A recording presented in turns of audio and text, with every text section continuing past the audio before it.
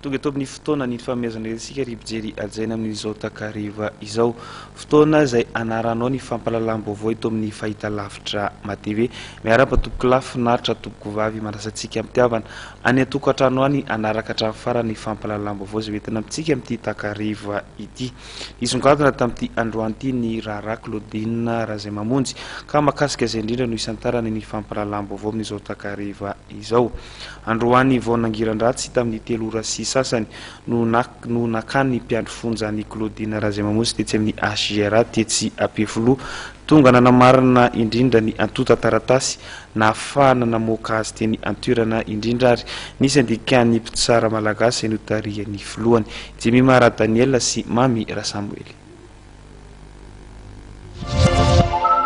Io maraina io tany amin'ny 3 ora sasany no niala tao amin'ny hôpitaly HGR i Claudine Razay Mamonjy.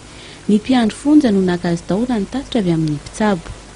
Tonga nanamarina ny antota taratasy nahafahana namoana an'ity mpandrara malagasy ity teny amin'ny hôpitaly HGR ny syndicat-ny mpitsara malagasy notariny ny filohany Fanirso Ernaivo.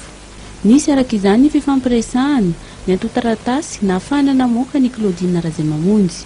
Araka ny voasoratra dia ny fanatanterahana ny angiographie cérébrale any ivelany no nangatahana azy ivoaka ny hôpitaly. Vao marina araka izany fa tsy tao amin'ny efitrano misy azy intsony Claudine.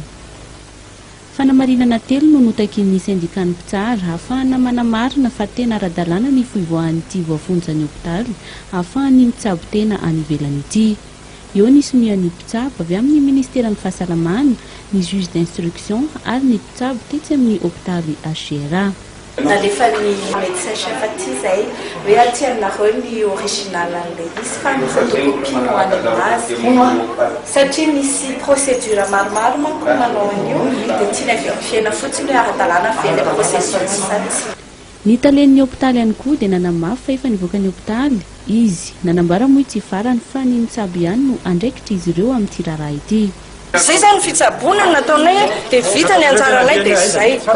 Rehefa avy ny fampiresaka ny talen'ny hôpitaly sy ny syndicat-ny mpitsara dia nilaza fa mbola nangonareo ato taratasy ma ara-dalàna na tsy ny fivoahan'ny Claudine Razay Mamonjy ny hôpitaly io maraina io ny syndicat-ny mpitsara.